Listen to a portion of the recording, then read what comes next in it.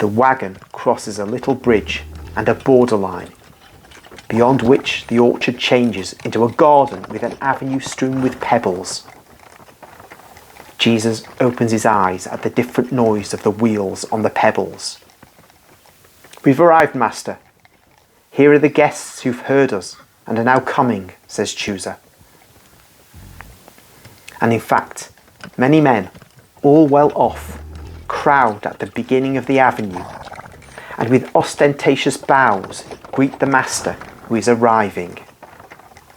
I see and recognise Manaen, Timaeus, Eleazar, and I think I can see other people who are not new to me, but whose names I do not know.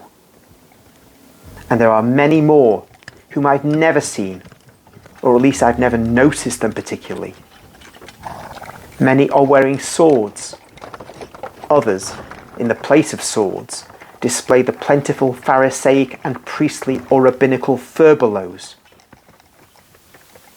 The wagon stops, and Jesus is the first to get off, bowing in a collective greeting. The disciples Manaen and Timaeus move forward and exchange personal greetings with the Master. Then Eleazar, the good Pharisee at the banquet in Ishmael's house, comes forward with two scribes who push through the crowd to make themselves known. One is the man whose son was cured at Tarichaea on the day of the first multiplication of loaves, and the other offered food to everybody at the foot of the mountain of Beatitudes. And another man pushes his way through, the Pharisee who in Joseph's house at harvest time was instructed by Jesus on the real reason for his unjust jealousy. I'll just pause for a moment there. That various incidents are referred to here, and it would take too long to go into all of them. But just to say, the one who was instructed on the real reason for his unjust jealousy, he was a man who was jealous of his wife, and in fact he had a problem of excessive physical desire for his wife, and Jesus instructed him this was causing her to be upset because it was affecting her sense of modesty. And so he implored Jesus to help him because his wife was on the brink of leaving him. And so Jesus did something which he said he would never normally do, which is to actually impose his will on this man's mind to diminish his passions for his wife for a period, to give the man time to collect himself and to adjust his approach to his wife. And so that was that episode. But I shan't go to explain any of the other ones. And so I'll resume the narrative. Chuza proceeds with introductions, which I will omit for the benefit of everybody, because one would lose one's head with all the Simons, Johns, Levis, Eleazars, Nathaniels, Josephs, Philips, and so forth. Sadducees, scribes, priests, Herodians mostly. Nay, I would say that the Herodians are the most numerous. A few proselytes and Pharisees, 2 members of the Sanhedrin, and 4 heads of synagogues, and 1 Essene, who got in here I know not how. Jesus bows at each name, casting a sharp glance at each face, and at times smiling gently when someone, to be more clearly identified, mentions the circumstances of a previous contact with Jesus.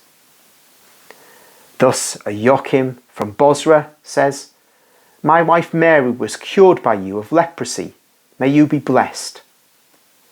And the Essene says, "I heard you when you spoke near Jericho, and one of our brothers left the shores of the Salt Sea to follow you.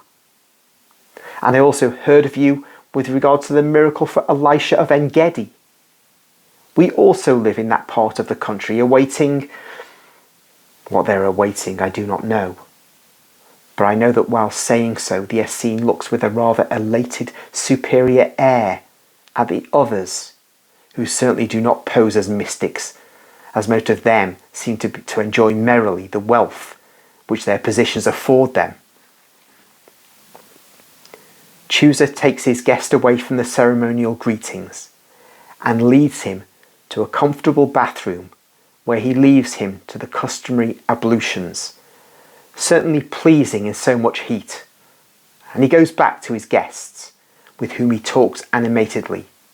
In fact, they almost come to an altercation because of their different opinions. Some want to start the conversation at once, which some instead suggest that the master should not be assailed immediately, but that he should be persuaded beforehand of their deep respect.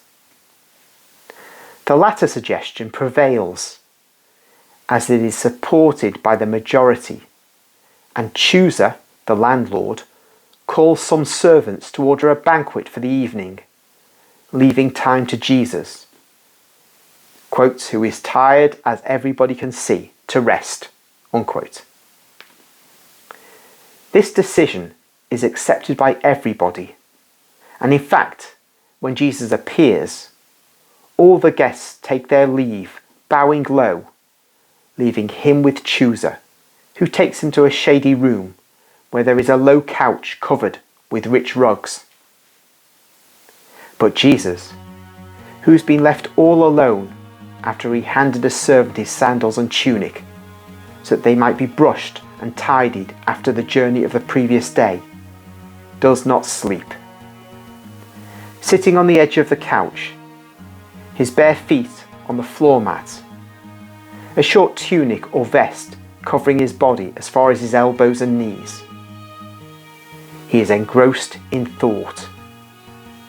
And if his scanty attire makes him look younger in the splendid perfect harmony of his virile body, the intensity of his thoughts, which are certainly not joyful, wrinkle and contract his face in a painful expression of tiredness, which makes him look older. There is no noise in the house, and there's nobody in the country where the grapes are ripening in the oppressive heat. The dark curtains hanging at doors and windows are motionless. Hours pass thus. Twilight increases as the sun sets, but the heat persists. And Jesus' meditation persists as well. At last, the house appears to be awaking. One can hear voices, shuffling of feet, orders. Chuza slowly moves the curtain aside to see without disturbing. "Come in, I'm not sleeping," says Jesus. Chuza goes in. He's already wearing a trimmed robe for the banquet.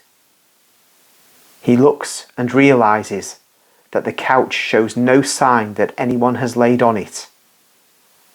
"Have you not slept? Why? You are tired." "I have rested in the silence and the shade. It is enough for me." "I'll have a tunic brought to you." "No, mine is certainly dry. I prefer it. I intend to leave as soon as the banquet is over. I beg you to have a wagon and boat ready for me." "As you wish, Lord. I would have liked to keep you here until dawn tomorrow." "I cannot. I must go." Chuza goes out bowing. I can hear many people talk in low voices. More time passes. The servant comes back with the linen garment, which has just been washed, sweet smelling of sunshine, and with the sandals, which have been brushed and softened with oil or fat, and are thus shiny and flexible. Another servant follows him with a basin, an amphora, and some towels, and he leaves everything on a low table. They go out. Jesus joins the guests in the hall that divides the house from north to south, forming a pleasantly ventilated room, provided with seats and adorned with light, variegated curtains, which modify the light without interfering with the air. As they are now drawn, one can see the green border surrounding the house. Jesus is imposing.